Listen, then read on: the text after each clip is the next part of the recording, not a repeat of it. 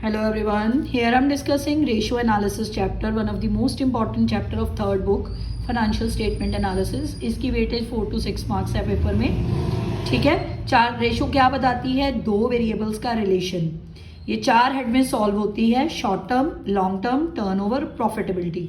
आज मैं आपके साथ डिस्कस करूंगी first head, that is short term. अगर आपने बिजनेस की शॉर्ट टर्म पोजीशन देखनी है, ठीक है, आप क्या देखोगे? Current asset, current liability. So short term solvency position देखने के लिए हमें कौन सी दो रेशोज निकालनी पड़ती हैं? Current ratio, liquid ratio.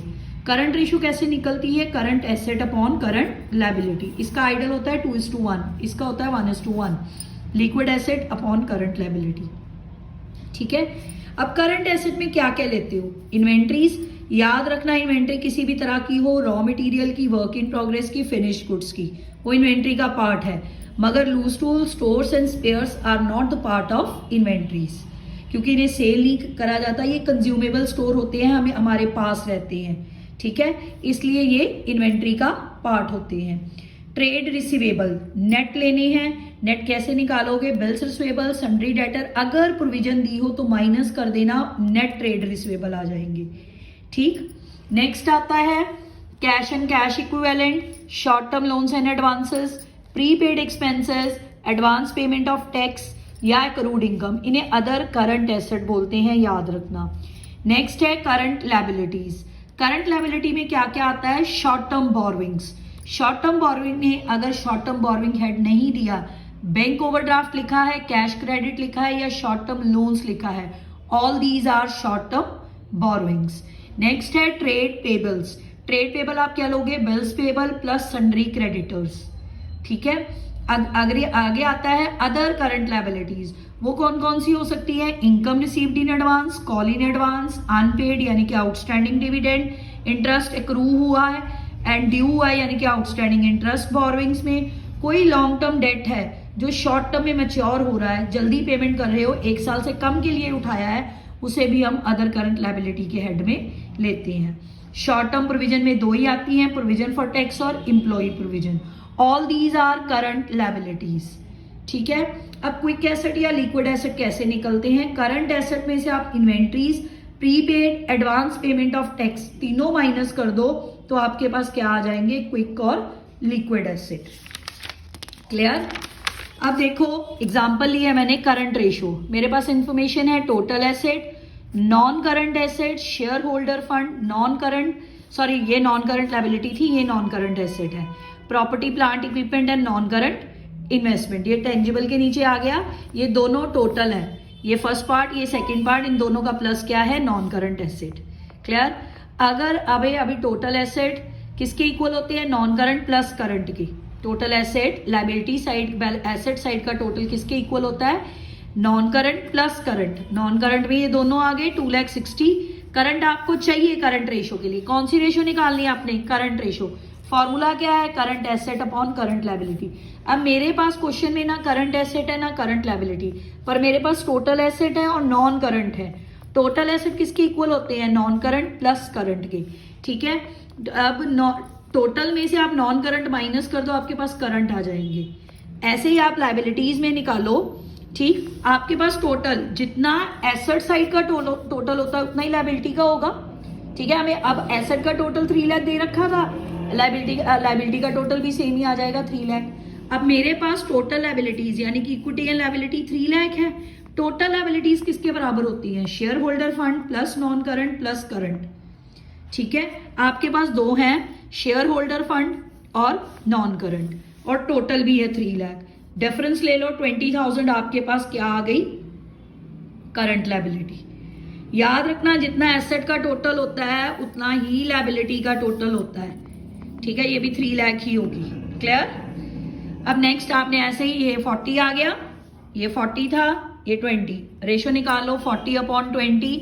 ठीक है, 2:1 इज रेशो. क्लियर? अब नेक्स्ट देखो लिक्विड रेशो. लिक्विड रेशो में आपको इतनी सारी इंफॉर्मेशन गिवन है.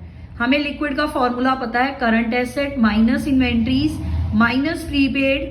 ठीक है, यानी कि other current asset, prepaid plus advance. ये मैंने दोनों प्लस करके ब्रैकेट में लिखे हैं, आप दोनों माइनस करके भी लिख सकते हो. Minus prepaid minus advance. अगर आपने ब्रैकेट नहीं डालनी तो यहाँ पे माइनस डाल लो. ठीक है, होंगे ये माइनस ही। क्लियर, समझ आ गई है? यहाँ पे आप माइनस का साइन ही डाल लो। ठीक है, current asset minus inventory minus prepaid minus advance tax.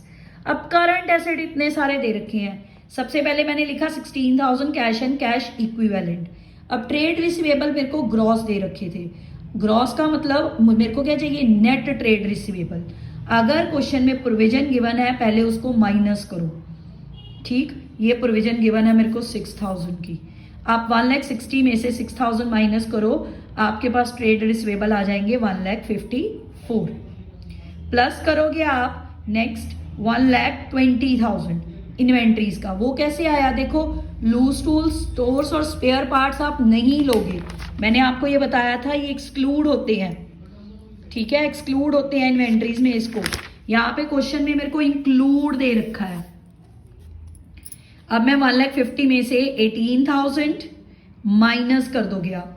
ठीक है, 18,000 क्या करोगे, माइनस कर दोगे।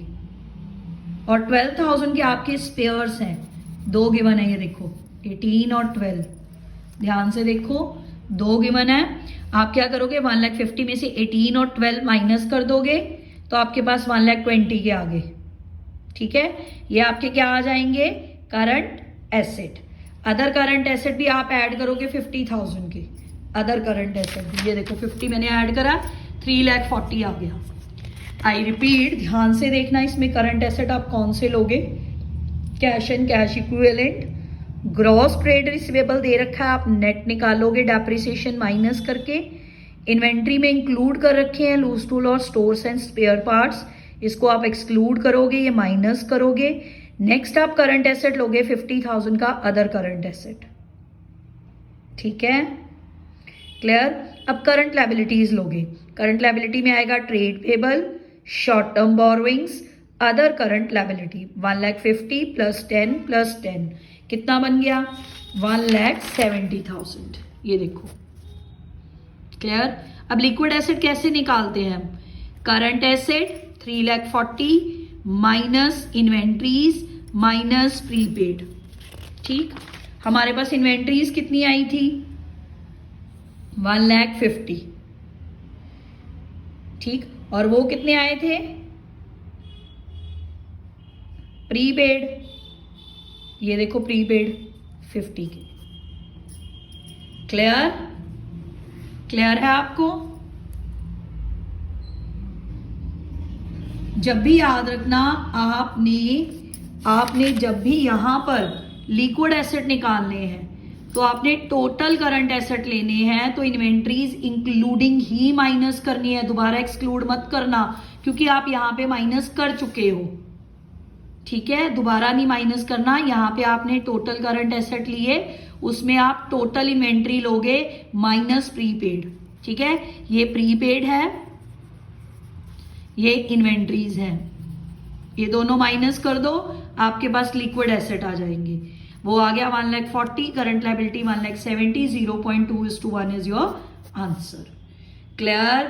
बस ध्यान रखना, जब भी इन्वेंट्री आप लिक्विड एसेट को निकालने वक्त यूज करोगे तो टोटल करनी है, टोटल। अगर यहाँ पे स्पेयर्स पार्ट और वो इंक्लूडिंग दिए हैं तो आप उसको एक्सक्लूड नहीं करोगे, माइनस नहीं करोगे लिक्विड एसेट कैलकुलेट करने टाइम। करंट एसेट कैलकुलेट करने टाइम आप क्या करोगे, माइनस करोगे। ठीक है, फर्क समझ लो। ये आप माइनस करोगे जब आप करंट एसेट निकालोगे, प्रीपेड, ये देखो ध्यान से, लूज टूल और स्पेयर पार्ट माइनस हुए हैं, मगर आप जब लिक्विड एसेट निकालोगे तो आप टोटल लोगे। Clear. Thank you very much.